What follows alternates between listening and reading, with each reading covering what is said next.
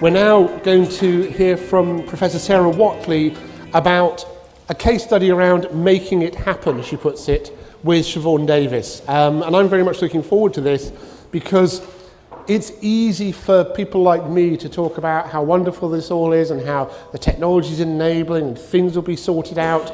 And it's only, as Jake discovers, when you actually get down to doing it, that you discover what the real issues are, find some solutions and start to think creatively about solutions to them and the future problems. So if I could ask Sarah to take the podium, I'll get out of your way. Hello everybody, it's very, very nice to be here and thank you for the invitation. And I want to introduce David Bennett, who's my glamorous assistant, because what we're going to do through this presentation is show you the archive. And even though I've tried this before, it's really hard to speak and drive an archive at the same time. So I thought it was much simpler to bring David along to do that for me. But I will say apologies, because of course we're in a space where a beautiful space, but a space which isn't terribly sympathetic to a screen because of the lighting. So please play with this at home and don't look at this as being how it really is, because you will get very little of the quality of the archive. And indeed, we might have problems with streaming and it might start buffering and that sort of thing. So this is just to give you an experience of it. So what I'm going to be talking about today is very much a story of a very productive collaboration between a major dance company, UK dance company, and a university. But it's also a story of a project that began with very little knowledge about what we were doing. We were a group of people who had different expertise, clearly a dance company, a senior artist, and myself as a researcher, albeit with a dance practitioner background, but nonetheless somebody who was very much a scholar, who was interested in what dance means, but fascinated by what would happen if we started to build an archive. And so the archive is very much a story about Siobhan Davies dance. And it's a story about trying to increase access to the work and feeling excited about what would happen if indeed we do create more access to her work and to dance in general. So we started off with a series of questions. Because we were funded by the Arts and Humanities Research Council, of course the questions were predominantly research focused. But what I'm going to be talking about today is very much the practical aspects, the challenges we came across and how we solved or didn't solve them along the way. I'm going to be talking a little bit of technical, but not very much. So I'm going to be talking a bit about the selection and organisation of the content, data management, interface design, and how those initial ambitions for the project developed or changed over the development period. And then I'm going to say a little bit about how the archive is situated within Davies's work as a whole, and Siobhan very generously talked a little bit about that earlier on when she introduced today. And also how the archive and the project has generated other projects. So it isn't an end in itself, it has produced other sorts of projects. So we started off very naively and optimistically. It seemed straightforward at the beginning. We were simply going to create an archive. We were going to build a back end, and we were going to build a front end interface and put it all online. Easy. And it was actually our naivety and optimism that I think got us through it, actually, because, confession, we had no archivist on the team. Confession, it didn't occur to me we needed an archivist. When I talked to archivists, when we got the funding, I went into a spin because most of them said, you'll never do it. They said, you will come up against so many problems, you will never do it in 30 months. And I drew breath and I said, well, you know, you're wrong, we're going to do it. And I think we did manage it, we did pull it off, but it was partly that naivety that I think helped get us through it. We started off with, we knew quite a lot of the content existed here, belonging in inverted commas to Davies and the company. But there was no hard copy archive. So in some ways it was a born digital archive. Not born digital content, but the archive didn't exist in hard copy form, although of course through generating the online we have produced something of a hard copy archive in the process. And also importantly, we're talking about an archive and all the meaning associated with the word archive, but of a living artist. And an artist who is very much a living, working artist who continues to make work. So always at the beginning we knew we had to find a balance between creating something that was very designed, that was an aesthetic object, and would speak in its own terms as an object, an artist object, but was also user-friendly. So the user would be able to search, discover, and make sense of the content. And those tensions can be difficult to solve. So we began in 2007. We had significant funding from the HRC. It ran for 30 months, and we launched in June 2009.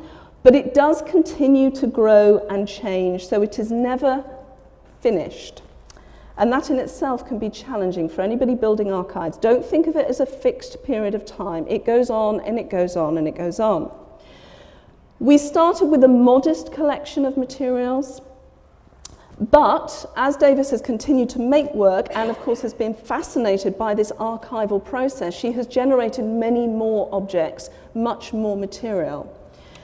So each new project, as she makes a new project, becomes archived, and each new project puts challenges on this back-end architecture, which is fixed. It isn't something we can go in and undo and remake. So we have to think creatively about how these new projects, and if any of you are familiar with Siobhan Davies, her work has changed quite radically over these last few years. And I'll say a bit more about that because my view, and I think Sue would agree with this to some extent, that the work of the archive has stimulated her thinking process as an artist and started to help her think differently about what she's making, why she's making, which has been in parallel with this glorious building. So the archive developed alongside how she began to take up residence and start to think about her work differently because of this building. The site is publicly available, it's free to access. There is a registration process which is there merely as a way of saying there's some of this content that we work very hard to get and we want the serious user to come to it. It doesn't prevent anybody getting to it, but it just means that you need to work a bit harder to get to some of the content. We've got something in the region of 5,500 core assets, which generate in themselves over 80,000 individual digital objects. The content is primarily audio-visual content. We've got still image, we've got text, some journal articles, some lab annotation scores, but no press material because of the licensing rules. We've got lots and lots of publicity and marketing materials. The video extends back as far to her early work in the 1970s. So in many ways it provides a very valuable access to the whole development of contemporary dance in this country. So it provides an important way in, a route into seeing our dance heritage. So it moves far beyond Davis's work. Most of the video, of course, from those earlier days is captured simply by a camera being at the back of the theatre. So the content, the quality of the content is variable. But that in itself is interesting. There's also, and this is what you have to register for, some of the content, a very interesting collection of what we call scratch tapes, which are those records of dancers working through tasks, rehearsal material in the studio, material that never normally is available in the public domain. These are private records, these are private memory aids, so they're not like little memory objects for the dancers themselves. But from a researcher's point of view, and perhaps other users, particularly artists, these scratches become really interesting in terms of being able to enter into the dancer's thought-making process. How do they solve choreographic problems in the studio? And how does that work that takes place in the laboratory environment of the studio then evolve and emerge and find its way or not into the final work, the final performed work that is in the public domain? There are also quite a lot of draft designs from an artist's notes and sketch materials.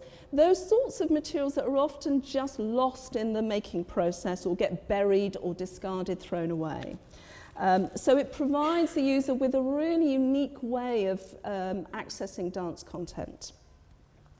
So a big team was involved in the creation, well, a relatively big team. We had 2 full-time researchers at Coventry University, in addition to my own time, working closely, very closely with the company here. We had a steering group that were wonderful, providing oversight, a special advisor, Scott Delahunter. And in general, I'm just going to run through what it is we did, so you get a sense of the volume of work. So first of all, of course, we have to manage the collaboration. And if you bring a university together with an arts organisation, it's never that straightforward. So you have to start thinking about your working methods. The archive is jointly owned between the university and the company. We gathered the materials. I, in particular, had to start learning a new language. I had to start learning what metadata meant, aggregation, a digital object, even that was new to me, the user, content, all of this language that was really quite new to me. We then embarked on the process of digitization, which in itself takes a lot of hours, hard labor, sitting in front of a machine for hour after hour after hour. We established a digital asset management process, and we brought in at that time a proprietary system. We wouldn't do that now, but we did do it then, because in 2006-07, what was available on open source was still relatively crude, and we needed to get moving very quickly, and we didn't have the expertise to tailor what was available, so we bought something off the shelf.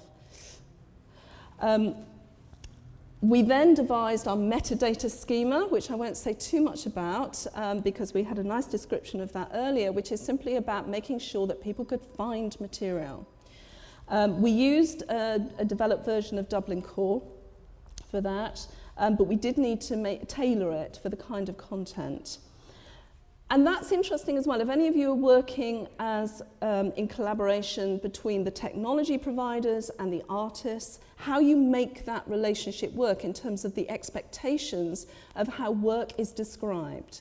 Because, of course, the knowledge of that material resides very much with the artists and all who collaborate in that art-making process, but how that translates into a meaningful metadata schema from the point of view of the user experience means that you really do have to find something that's very simple. It may not map neatly onto the role descriptors of all of those who've contributed content. So that's just something to bear in mind. We were very lucky. We had one of the dancers, Deborah Saxon, who's worked with Sue for many years, who joined us on the project team halfway through and was able to provide so much of that information that actually only resides with those people who were in the making at the time, which venues, which musicians on that night, and so on and so on. We had to solve all those issues of copyright and permissions and ownership, and I'm just going to say very little about this because my colleagues later on are going to be talking about that. But nonetheless, it was a big challenge, and it took many hours of establishing those permissions and rights and so on. What I will say is very important in this is that Sue now embarks on any work by establishing all of that material can go online at the point of making. So we had to go back to, of course, all the artists who've been involved in work in the past, and dance is inherently co-created, it's co-authored, it's made by a team of people, as I'm sure most of you know. So it isn't simply owned by one person. And there were no standards at the time. We were negotiating those terms with music publishers, which were quite different from the photographers, which was quite different from the designers, and so on and so on. So every single contributor had to be had to have an individual negotiation process. We then looked at interface design. How is this going to meet the public? What is the design of this interface? And thinking then about the user. Who is the user? Who's going to come into this collection, this archive? We wanted it to be as open as possible. We didn't want it to be a didactic resource. We wanted it to be something which lots of different users, from very young to people who knew nothing about dance, to people who were dance experts, could find value in this collection. So that informs, of course, how you organize the materials online. We went through a series of tests, user testing, a phase series of user testing. Really important information came back, which modified what we were doing. We put it out right at the beginning when it was a bit rough around the edges, right the way through to when it was nearly finished. Really important to engage your users. We also then developed a series of archive tools which would help the user do things with the archive, because some of the early feedback we got was, it's a really beautiful object, but I don't really know what to do with it. Where do I go when I get there? So we set up a simple scrapbook tool, which is a very nice, easily usable, very, very kind of low-tech way of collecting material as a thinking space for the user. So you start then to reflect back on the searches you've been through, to think, what is this collection of objects that I've pulled together? What does it tell me about this collection? We also embarked on a project called Kitchen, where two works within the archive, Birdsong and In Plain Clothes, have a very different kind of process within the dance work, where what we call them Kitchen because we pull together all the ingredients that have made up the work and we show how the work has been cooked. So there's a very nice kind of design, as you see here on screen, where you can go into different aspects of the work and see comments from the dancers, comments from the designers, snatches of music, snatches of commentary and so on. And you get a sense of how this dance work evolved over time. They're prototypes, but we enjoyed the playfulness of working through these kitchen ideas. And the most difficult problem of all, and if only we were doing this project now with the benefit of the work that's just come out, the case studies from the GIST that we've heard about earlier, sustaining the archive. How do you sustain it beyond the funding period? Because there is a real annual cost of updating, server costs, licensing costs, people costs. They're real costs. And the reality is the world changes terribly quickly. So it doesn't matter what you're told in 2006, it probably won't be what you're told in 2009. So because the world shifts so quickly, you have to keep thinking forwards, keep replanning, revisiting that sustainability plan. What you thought was going to be the surefire moving forward from end of funding period onwards when you start the project is not going to be the situation when you finish it. And as we know, we're in a very rapidly changing environment at the moment. What I will say is our university, we have a great relationship with the library who have taken on the ongoing servicing and management of the archive from our end. And Davis and the company have built in a line to all of their projects whereby there is some funding going into ongoing upkeep and design of the archive. So again, it's about the partnership continuing on through the ongoing development of the archive. But it's not without its ongoing challenges. So what have we made? The archive is not the same as a website, although the user experience will be the coming into a website. So we thought about the name. If we call it an archive, does it mean it's something dead and dusty? Not so. So we call it RePLAY. The idea being that you can replay work from the past. But it was always about looking to the future. It was about something being living and interactive. It's very much another creative project for Davis. It isn't simply the past. So how the work itself is represented through the archive is very important. It reflects back, but it also changes what she does today and how she makes new work into the future. It's an active process. But in that, it also collapses time. It's an art form, of course, dance that doesn't have ready access to its past, its history. So the archive brings the past together with the present, together with the future. But that can be disturbing for all of those who thought the work would never be seen again. So for all of those contributors of work that was made in the 70s and 80s, that can be quite unsettling, to bear that in mind. And the uncertainty about what happens when it goes online. Who is going to use it? Will we suddenly sell the content to Coca-Cola? And I have to say, we have been approached by some interesting film producers who were interested because the quality of the content is so good. They want to buy the content. We can't sell it. Interesting business model that we didn't think about at the beginning. So we're talking about an archive that came out at a time when there were other sorts of archival projects, things like synchronous objects that you might be familiar with. These are all different kinds of archival projects for signature practices of very senior artists. There is no archive template here.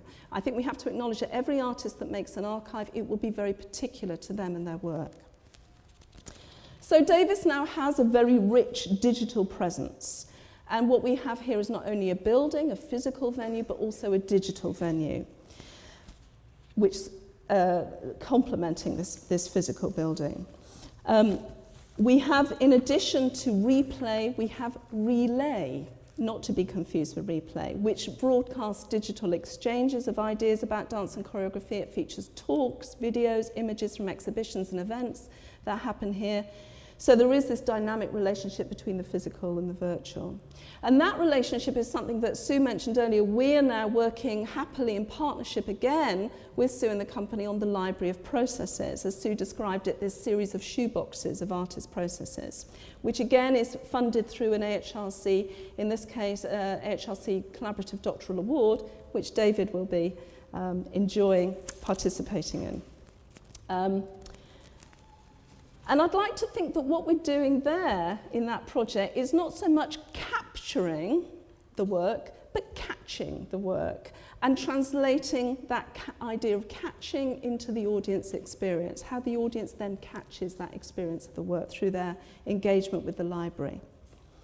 We've been fortunate that we've had a series of related projects out of the archive, which has enabled us to continue to sustain it and develop it. For example, our recently completed D-Traces project that was funded through JISC, which enabled us to explore how to embed the archive within the dance curriculum at Coventry. Students used the archive as a model for their own self-archiving in the form of reflective blogs to support their development as dance artists and as part of their personal development planning portfolios. The project enabled them to hear directly from the dancers, from the company, and their experiences of blogging. It also provided us with time and resource to find out much more about who was using the archive, what they were doing with it, where they were coming from. Davis's work is predominantly UK-based, but we were able to discover that her work is now seen worldwide. Between 2009 and August 2010, we had nearly 45,000 visits from about 10,000 unique visitors from over 90 countries worldwide.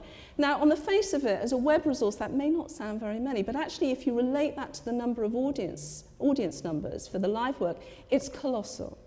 And we are being contacted all the time by other cultural institutions across the world who are fascinated by the archive and coming in to see Sue's work for the first time. So it's working on this worldwide basis. We also have been involved in the Digital Dance Archives project, which was an HRC-funded project, which is a portal taking the user to a number of different dance collections, including Siobhan Davies RePLAY. There is a more sophisticated scrapbook, virtual scrapbook tool on that site, and there is also the beginnings of a visual search tool where users will be able to search content by visual similarity. One of the important aspects of that, and I want to pick up on what Paul was talking about earlier, is that one of our fascinations through all of this work is how do artists engage with archives? They may be the subject of archives, but how do they then come into working with, using, relating to archives? And we did quite a lot of work with artists saying, what do you do with these online archives? And we got some interesting responses, ranging from them saying, I'm really anxious about going in there, because I may get lost in it, to, but if I'm not interested in Sue's work, why would I go there? And everything in between. So we boldly decided to commission 2 choreographers. It was an open call. We selected 2 choreographers who we gave some funding to specifically work with the archives and to create a performance response to the archives, and in so doing, document that process like a meta-archival process, creating their own virtual scrapbook of that process. And it was very revealing how they talked about excavating their own histories through working with other people's histories, how they discovered much more about their own arts practice through looking at other arts practice, and so on and so on. So it was very generative of new work. So that became something that excited us a lot and something we want to look at into the future. So we think, in summary, that we've created this very productive knowledge exchange between the company and ourselves. At the heart of the project is an artist-led resource, an artist-led initiative, and that was really important to us. We do think that RePLAY is a valuable source for viewing, analysing, reconstructing dance, and seeing the evolution of an artist's work over time. But a digital archive is not only a resource or a repository, but it's also a new kind of representation of dance, or whatever the principal content is. It's not simply a conversion from the analogue to the digital, it is a translation. And that means that the work changes or has the potential to change because of the different environment. It is not a facsimile of the live. It probes, it questions and provokes, it doesn't just describe. At the same time, new kinds of digital objects can be created because of the juxtaposition of content and because users have ready access to different kinds of content and tools such as the virtual scrapbook and the kitchen. So it's not simply a distribution of old art, but it can be used generatively to create new forms of art. And this is perhaps the best way of keeping it fresh and living, and with it, new and better informed audiences for dance.